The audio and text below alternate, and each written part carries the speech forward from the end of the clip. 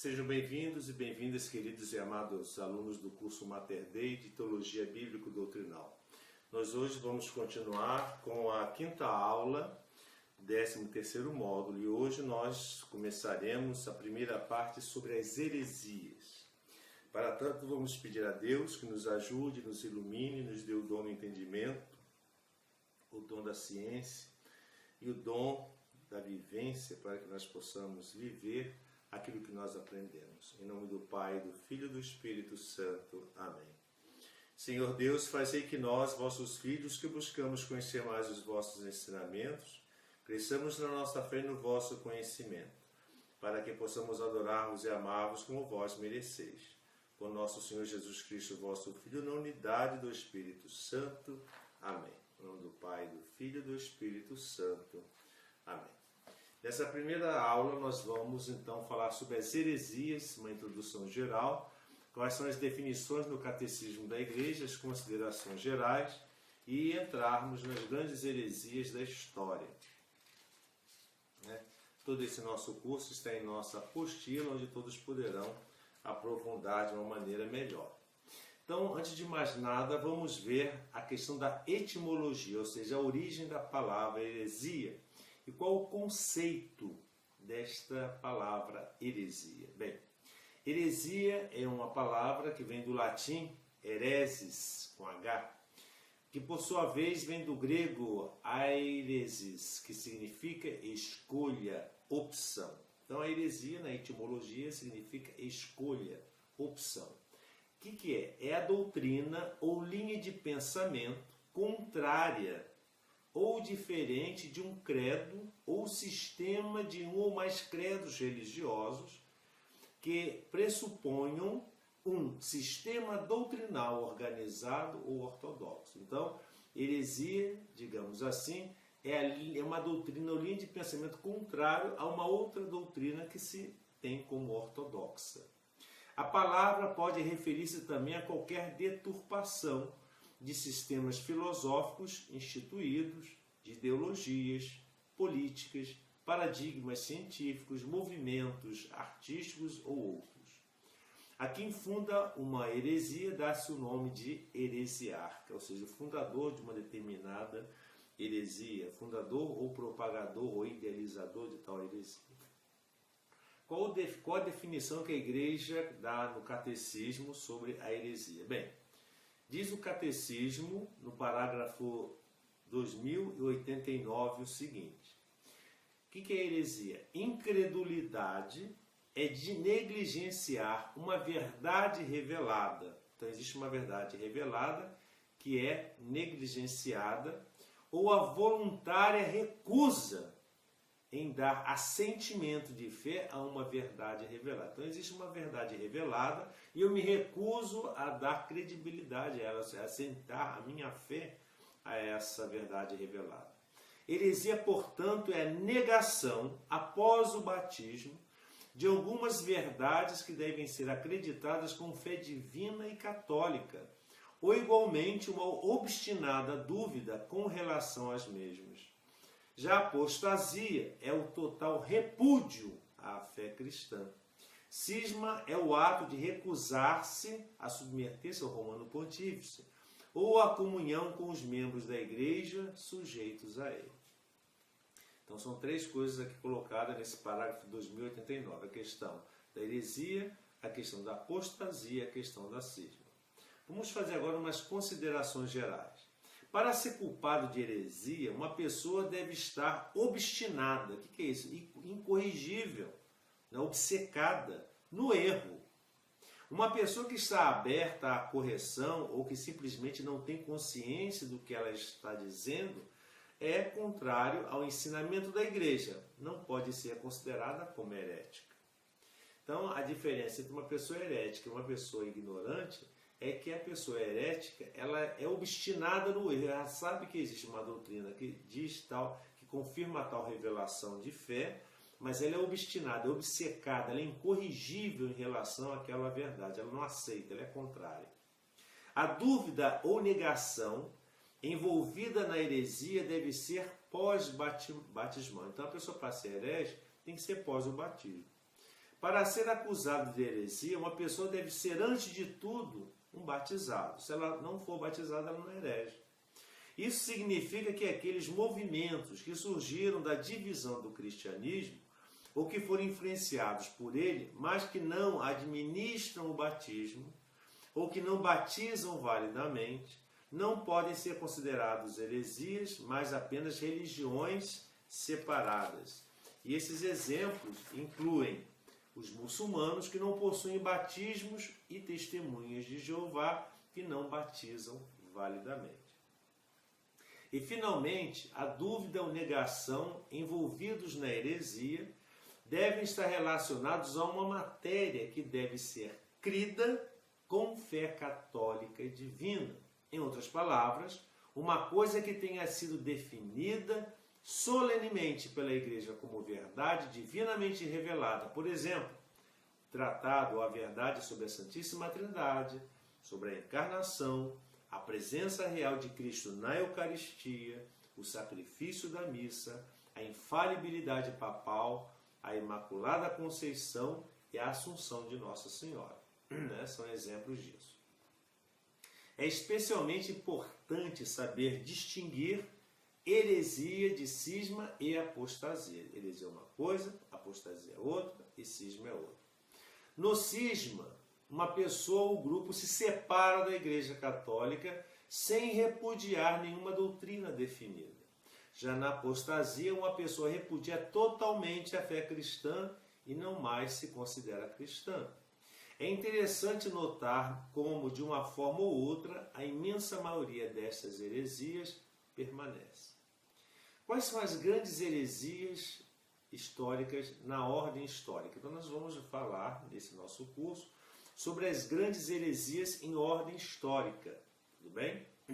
Quais foram as heresias nos primeiros séculos da Igreja? Bem, nos primeiros séculos, a fé cristã foi perturbada fortemente pelo que nós chamamos de gnosticismo. E era um gnosticismo dualista, que acreditava que a matéria era obra do mal e que, portanto, Jesus jamais poderia ter assumido de fato um corpo humano material.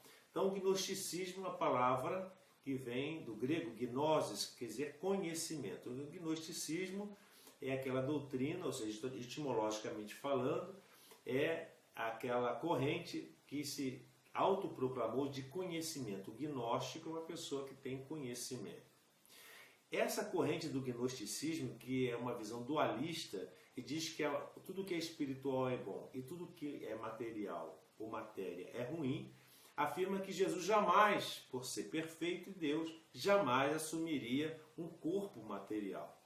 Negava assim, portanto, uma verdade revelada. Qual é a verdade? A encarnação e a salvação dos homens pela morte e ressurreição de Jesus. Era também chamado docetismo, que ensinava hereticamente que a encarnação do Verbo tinha sido apenas aparente, não era real, era uma aparência. Esta heresia que penetrou na igreja vindo da Pérsia foi combatida pelos próprios apóstolos, já naquela época apostólica. Nós encontramos isso na carta aos Colossenses, capítulo 2, versículo 9, e primeira carta de João, capítulo 4, versículo 2, e 2 João, capítulo 7. E principalmente foi combatida por Santo Irineu, que faleceu no século III, ou seja, em 202. Talvez tenha sido a pior heresia dos primeiros tempos. Ainda nos séculos II e III, surgiram as heresias do tipo monarquinista. Monarquinista, não monarquista, mas monarquinista. Ou seja, também conhecida como adopcionismo ou subordinacionismo. Em que consistia essa heresia do monarquinismo? Essa doutrina, o adopcionismo e o subordinacionismo, negavam a Santíssima Trindade, não aceitando as três pessoas divinas como distintas. O Pai e o Espírito Santo seriam apenas manifestações do próprio Pai, ou subordinadas ao Pai e não pessoas igualmente distintas e divinas numa única Trindade. Então aí nós vemos que surgem as heresias trinitárias. Um dos mais sérios problemas doutrinários que puseram na igreja antiga foi o da conciliação da unidade de Deus, firmemente professada no Antigo Testamento, ou seja, aquela ideia do Deus único, com a trindade de pessoas. Então, havia uma concepção veterotestamentária correta, assim, de um Deus único. E essa concepção foi confrontada com a revelação da Santíssima Trindade, ou seja, um Deus que se revela em três pessoas: o Pai, Filho e Espírito Santo, tais como nos foram revelados no Novo Testamento. A inteligência dos cristãos se opôs à procura de uma fórmula satisfatória, que após duras controvérsias foi definido pelos concílios de Nicéia, primeiro, em 325, e no concílio de Constantinopla, em 381. É a história dessa longa reflexão que vamos estudar. Então, em que consistiria propriamente o monarquinismo? Bem, nos séculos I, II e III, alguns escritores cristãos julgavam que o Verbo, ou seja, o Logos, ou o Filho de Deus, a segunda pessoa da Santíssima Trindade, só se tornara pessoa no tempo. Em vista da criação do mundo, o Pai teria gerado ou emitido o Logos, de modo a constituir a segunda pessoa da Santíssima Trindade, em vista da criação. Esta concepção negava a eternidade do Filho de Deus e o subordinava ao Pai. Todavia, os defensores dessa teoria afirmavam a divindade do Filho, de modo que não suscitavam grave polêmica na sua época. Podemos dizer que a primeira tentativa sistemática de conciliar unidade e pluralidade em Deus professava a unidade em detrimento da pluralidade. Chamou-se por isto monarquinismo, expressão derivada da exclamação monarchium tenemus, ou seja, conservamos a monarquia. Isso está em Tertuliano contra os Praxeum. Ou seja, apresentava duas fórmulas. Quais são as duas fórmulas que os monarquinistas apresentavam? Primeiro, o monarquinismo dinamista, ou seja, o que significa o monarquinismo dinamista?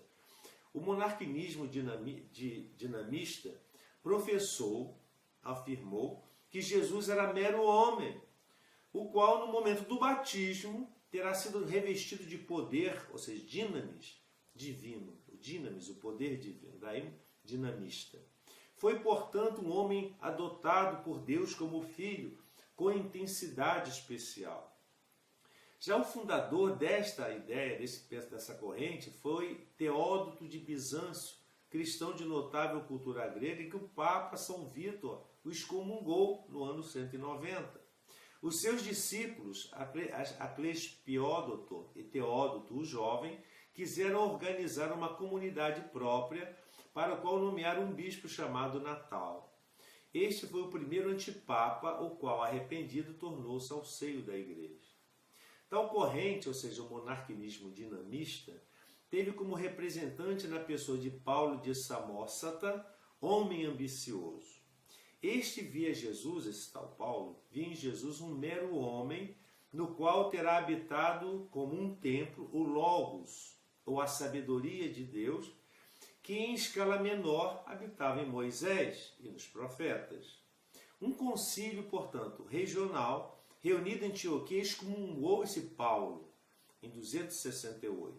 Mas os numerosos adeptos deste continuaram a professar a sua doutrina, de modo que o concílio ecumênico de Nicéia teve que se ocupar com a escola dos paulanos, como eram chamados, esses de Samosata. É de notar que o mencionado concílio de Antioquia, em 268, rejeitou a afirmação de que o Filho, ou o Logos, é a da mesma substância ou natureza, ou seja, rejeitar a afirmação de que o Filho, ou o Logos, é da mesma substância ou natureza, ou seja, homoousios, que o Pai, homoousios. Ora, precisamente essa expressão foi consagrada pelo Concílio de Nicéia primeiro em 325, como fórmula de fé. Para entender os fatos, devemos observar que Paulo de Samosata usava a palavra homoousios para significar que o Logos, ou Filho, era uma só com o Pai. E qual o outro tipo de monarquinismo que existe? É o monarquinismo modalista. Um era dinamista, esse era modalista. O que significa isso? Essa corrente, o monarquinismo modalista, ensinava que o filho era o próprio pai ou uma modalidade pelo qual o pai se manifestava. Por conseguinte, o pai terá padecido na cruz, donde o nome patri, de pater, pai, passianismo de passos, ou seja, padecido. Tal doutrina, devida a um homem chamado Noeto de Esmirna, foi levada para Roma, a Cartago, na África, dando origem ao partido patripassiano, daí que eu acabei de explicar, né? Patri, pai, passio, paixão, passos, padecido. Numa declaração oficial, afirmou que a divindade de Cristo e a unidade da essência de Deus, sem porém negar, como faziam os patripassianos, a diversidade de pessoas do Pai e do Filho.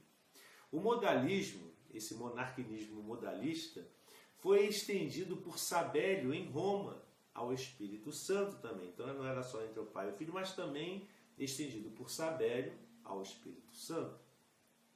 Este pregador, Sabélio, lá em Roma, professava 3 revelações de Deus, uma como o Pai, na criação e na legislação do Antigo Testamento, outra como o Filho, na redenção, e a terceira como o Espírito Santo, na obra de santificação dos homens.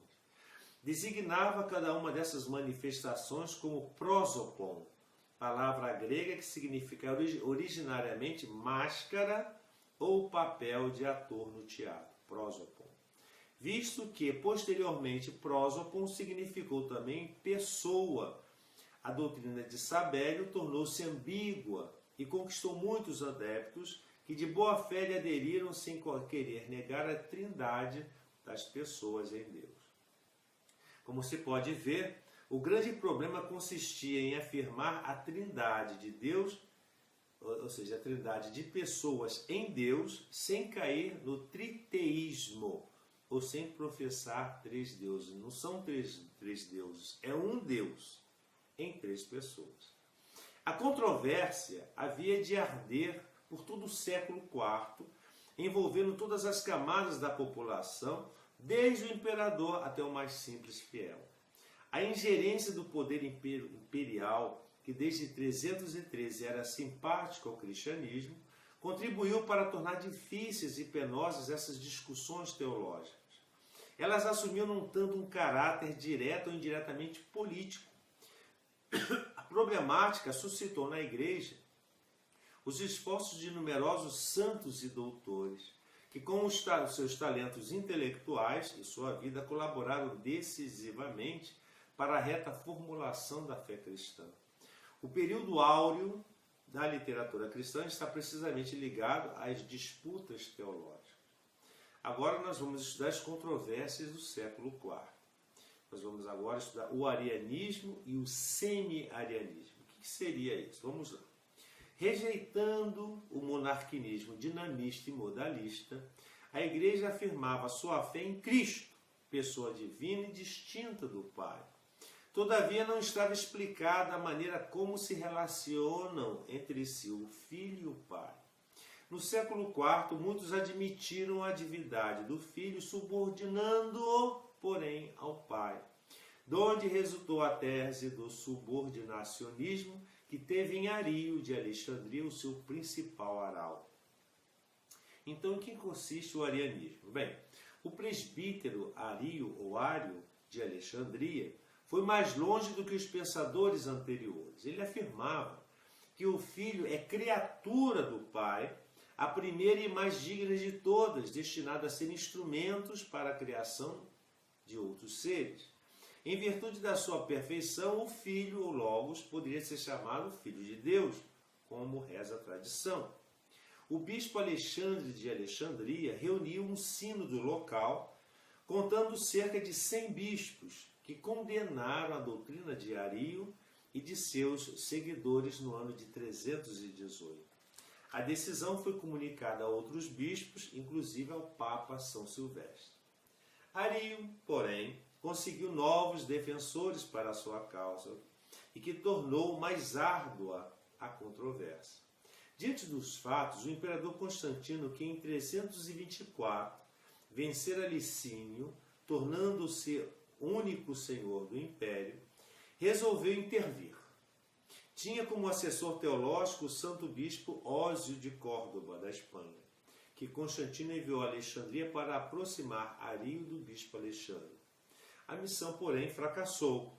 Então Constantino resolveu convocar um concílio ecumênico para Nicéia, na Ásia Menor, em 325, ao qual compareceram cerca de 300 bispos provenientes de todas as partes do mundo cristão conhecido até então. O Papa Silvestre, já de idade avançada, mandou 2 presbíteros seus representantes. As discussões foram longas e agitadas. Por fim, os padres conciliares redigiram o símbolo de fé de Nicéia, que afirmava ser Filho, Deus de Deus, luz da luz, Deus verdadeiro de Deus verdadeiro, gerado não criado, consubstancial, homoúsios ao Pai. Por ele foram feitas todas as coisas. É o que nós rezamos no credo niceno constantinopolitano. A palavra homoúsios torna-se de então por diante a senha da reta doutrina. Significava que o Filho é da mesma natureza, ou seja, divindade, que o Pai. Não saiu do nada como as criaturas, mas desde toda a eternidade foi gerado sem dividir a natureza divina. O imperador Constantino tomou aos seus cuidados a defesa do concílio ecumênico de Nicéia. Exilou Ario e os outros 4 bispos que não queriam aceitar na íntegra definição do concílio, e condenou às chamas os escritos de Ario. Seria punido quem os guardasse às ocultas. Então todas as obras de Ario foram queimadas. Quais são as divisões do arianismo? Bem, infelizmente, porém, as controvérsias não acabaram aí. O termo homoúsios parecia a alguns um termo suspeito de sabelianismo ou de modalismo. Por isso, alguns bispos e monges puseram-se a combater o concílio, apoiados pelos imperadores Constâncio e o imperador Valente, sucessores de Constantino. Do lado da ortodoxia destacam-se Santo Atanásio, bispo de Alexandria desde 328, que sofreu vários exílios. O Papa Libério, que em 355 foi deportado pelo imperador Constâncio. Alguns historiadores antigos dizem que Libério conseguiu voltar à sede de Roma, subscrevendo uma fórmula de fé antinicena e deixando de apoiar Santo Atanásio. Se isso é verdade, deve ser a fraqueza humana, mas não se tratava de definição solene, e sim de um pronunciamento pessoal que o Papa fazia. De resto, sabe-se que Libério, uma vez retornado a Roma, combateu eficazmente o arianismo. Os antinicenos, com o respaldo do imperador, julgaram-se vencedores, depondo bispos e reunindo concílios regionais. Acontece, porém, que se dividiram, tendo negado a identidade de substância entre o Pai e o Filho, ou afirmaram uns que o Filho era semelhante, ou seja, homoúsios, ao Pai, enquanto outros o tinham como dessemelhante, ou seja, anoúsios. A controvérsia era alimentada também pela sutileza do linguajar. Palavras próximas umas das outras tinham significados diferentes. Assim, homoúsios e homoúsios, genetós, feito, ou genetós, gerado, Nicainon de Nicaia, sede do Concílio Ecumênico de 225, e Niquenon de Nique, sede de um concílio herético. Finalmente, após mais de 50 anos de disputas ardentes, a ortodoxia foi prevalecendo, especialmente por obra de 3 doutores da Capadócia, ou seja, na Ásia Menor: São Basílio de Cesareia, São Gregório Nazianzeno e São Gregório de Nissa. Esses elaboraram a fórmula grega mia ousia kai treis hipostáteses, ou seja, uma essência ou substância e 3 pessoas, fórmula que exprimia fielmente do pensamento dos padres nicenos e o conteúdo da reta fé. Há uma só divindade, que se afirma 3 vezes ou em 3 pessoas. O grande protetor da ortodoxia no final do século IV foi o imperador Teodósio, que pouco depois de subir ao trono convidou todos os habitantes do império a aderir àquela fé que professam Damaso em Roma e Atanásio em Alexandria. Mandou também entregar as igrejas de Constantinopla aos católicos. O Concílio Ecumênico de Constantinopla, em 381, havia de consolidar a proclamação da fé contra o arianismo. Isto, porém, não quer dizer que tal heresia se tenha extinto logo. Várias tribos germânicas, entrando depois das fronteiras do Império, foram evangelizadas pelos arianos, de modo que abraçaram o cristianismo ariano sob a forma de religião nacional. E o que é o macedonianismo? Existe também o macedonianismo. O que é isso? O Espírito Santo, embora atestado por numerosos textos bíblicos, como em João 14,16, foi menos considerado no decorrer do século IV. É certo, porém, que quem julgava ser o Filho, criatura do Pai, o Espírito Santo tinha na conta de criatura do Filho. Seria um dos espíritos servidores, como nós podemos ver na Carta aos Hebreus, capítulo 1, versículo 14, diferente dos anjos apenas por graduação.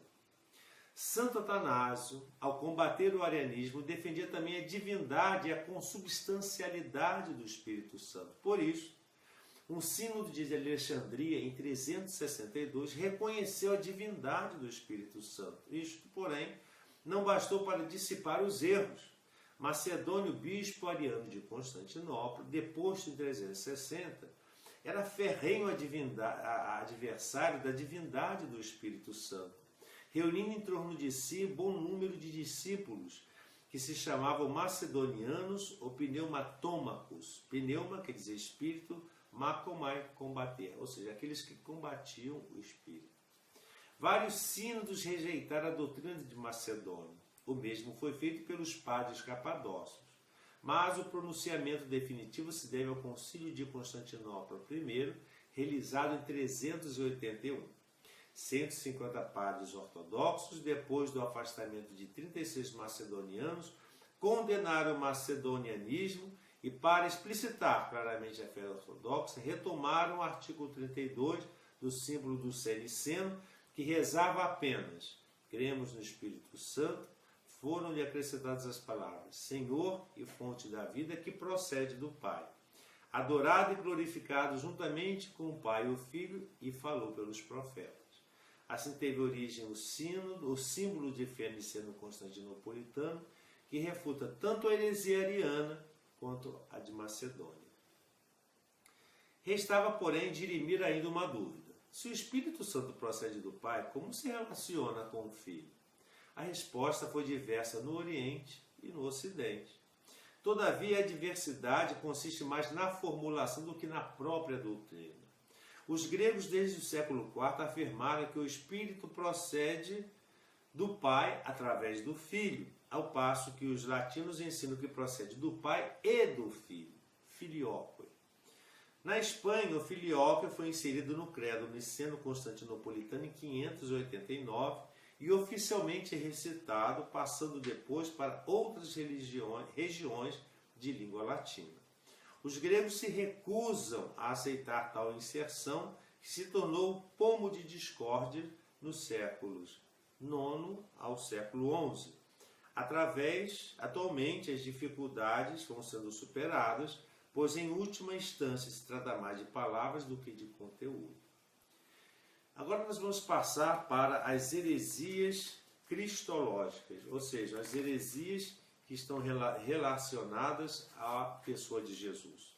Após verificar que o Filho de Deus é verdadeiro Deus, como o Pai e o Espírito Santo, a atenção dos teólogos devia voltar-se mais detidamente para a questão: como Jesus pode ser autêntico Deus e autêntico homem? Como se relaciona entre si a divindade e a humanidade de Jesus?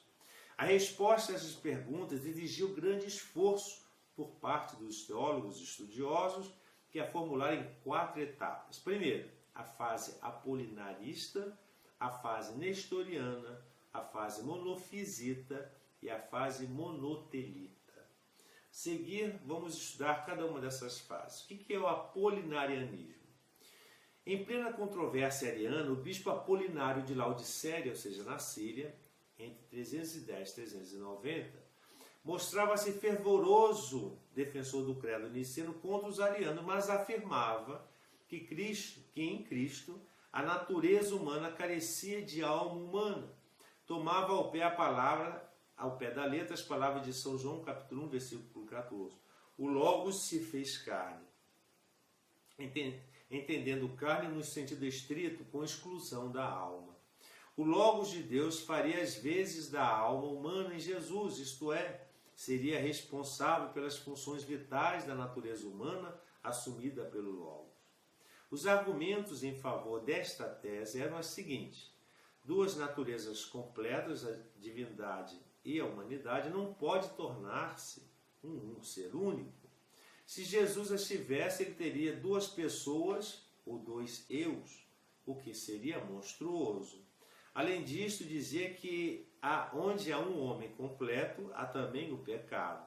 Ora, o pecado tem origem na vontade. Por conseguinte, Jesus não podia ter a vontade humana, nem a alma espiritual, que é a sede da vontade. Apolinário expôs suas ideias no livro Encarnação do Verbo de Deus, que ele apresentou ao imperador Joviano e que os seus discípulos difundiram. Foram condenados no Sínodo de Alexandria em 362, depois pelo Papa São Dânzamo em 377 e 382 e especialmente pelo Concílio de Constantinopla em 381. Verificando a posição que lhe faziam bons teólogos, Apolinário limitou-se a negar a presença da mente, ou seja, o nous, humana em Jesus. São Gregório de Nissa e outros autores lhe responderam mediante pelo belo princípio. O que não foi assumido pelo Verbo não foi redimido, o que quer dizer, Deus quer santificar e salvar a natureza humana pelo próprio mistério da encarnação ou pela união da divindade com a humanidade. Se depois a humanidade estava mutilada em Jesus, ela não foi inteiramente salva. Em Antioquia fundou-se uma comunidade apolinanista, tendo à frente o bispo Vital. Por volta de 420 d.C., esta foi reabsorvida pela Igreja Ortodoxa, mas nem todos os seus membros abandonaram o erro que reviveu, de certo modo, na heresia monofisita. O que é o nestorianismo? Bem, o nestorianismo nós vamos ver agora. Afirmada a existência da natureza humana completa em Jesus, os teólogos puderam estudar mais detidamente o modo como a humanidade e divindade se relacionaram em Cristo. Antes, porém, de entrar em particulares, devemos mencionar as duas principais escolas teológicas da antiguidade, a alexandrina e a antioquena, que muito influíram na elaboração da cristologia. A escola alexandrina era herdeira de forte tendência mística, procurava exaltar o divino e o transcendental nos artigos de fé, interpretava a Sagrada Escritura em sentido alegórico, tentando desvendar os mistérios divinos contidos nas Sagradas Letras. Em assuntos cristológicos, portanto, era inclinada a realçar o divino com detrimento do humano. Ao contrário, a escola antioquena era mais dada à filosofia e à razão, voltava-se mais para o humano sem negar o divino, interpretava a Sagrada Escritura em sentido literal e tendia a salientar em Jesus os predicados humanos mais do que os atributos divinos. Era mais racional, ao passo que a de Alexandria era mais mística. Disto voltemos à história do dogma cristológico. A primeira tentativa de solução foi encabeçada por Nestório, elevado à cátedra episcopal de Constantinopla em 428. Afirmava que o Logos, ou seja, a segunda pessoa da Santíssima Trindade, habitava na humanidade de Jesus como um homem se acha num templo ou numa veste. Havia duas pessoas em Jesus, uma divina e outra humana, unidas entre si por um vínculo afetivo ou moral. Por conseguinte, Maria não seria a mãe de Deus, ou seja, ela não seria Theotokos, como os diziam os antigos, mas mas ao menos a mãe de Cristo, Christotokos. Ela teria gerado o homem Jesus, ao qual se uniu a segunda pessoa da Santíssima Trindade com a sua divindade. Nestório propunha suas ideias em pregações ao povo, nas quais substituía o título Mãe de Deus por Mãe de Cristo. As suas concepções suscitaram reação não só em Constantinopla, mas em todas as regiões também, especialmente em Alexandria, onde São Cirilo era bispo ardoroso. Este, São Cirilo, escreveu em 429 aos bispos e aos monges do Egito, condenando a doutrina de Nestório. As duas correntes se dirigiram ao Papa Celestino I, que rejeitou a doutrina de Nestório num sínodo de 430. Deu ordem a São Cirilo para que intimasse Nestório a retirar suas teorias no prazo de 10 dias, sob pena de exílio. Cirilo enviou ao patriarca de Constantinopla uma lista de 12 anatematismos que condenavam o nestorianismo. Nestório não quis se dobrar, de mais a mais que podia contar com o apoio do imperador. Além do mais, tinha muitos seguidores na escola antioquena, entre os quais o próprio bispo João de Antioquia. Em 431, o imperador Teodósio II, instado por Nestório, convocou para Éfeso o terceiro concílio ecumênico, a fim de solucionar a questão discutida.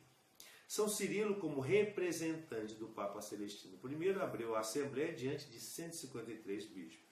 Logo na primeira sessão, foram apresentados os argumentos da literatura antiga favoráveis ao título Theotokos, que acabou sendo solenemente proclamado. Daí se seguia que em Jesus havia uma só pessoa, ou seja, a divina.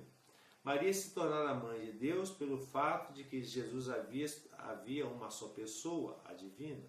Maria tornara-se mãe de Deus pelo fato de que Deus quisera assumir a natureza humana em seu seio. 4 dias após essa sessão, isto é, em 26 de abril de 431, chegou a Éfeso o patriarca Jogo de Antioquia com 43 bispos, seus seguidores, todos favoráveis a Nestório. Não quiseram unir-se ao concílio presidido por São Cirilo, representante do Papa. Por isso, formaram um conciliábulo, na qual depois Cirilo. O imperador acompanhava tudo de perto e sentia-se indeciso. São Cirilo então mobilizou todos os seus recursos para mover Teodósio II em favor da sua doutrina. Nisto foi ajudado por Pulquéria, piedosa e influente irmã mais velha do imperador. Este finalmente apoiou a sentença, o imperador, de Cirilo, e exilou Nestório. Todavia os antioquenos não se renderam de imediato. Acusaram Cirilo de arianismo e apolinarianismo. Após 2 anos de litígio, em 433, puseram-se de acordo sobre uma fórmula de fé que professava um só Cristo e Maria como Theotokos. O nestorianismo, porém, não se extinguiu. Os seus adeptos, expulsos do Império Bizantino, foram procurar refúgio na Pérsia, onde fundaram a Igreja Nestoriana. Esta teve notável expansão até a China e a Índia Meridional, mas depois do século XIV em diante foi definhando por causa das incursões dos mongóis e em grande parte os nestorianos voltaram à comunhão da Igreja Universal. Hoje são os cristãos caldeus e os cristãos de São Tomé. Em nossos dias, muitos estudiosos têm procurado reabilitar a pessoa e a obra de Nestório, que parece ser autor de uma apologia intitulada Tratado de Heraclides de Damasco.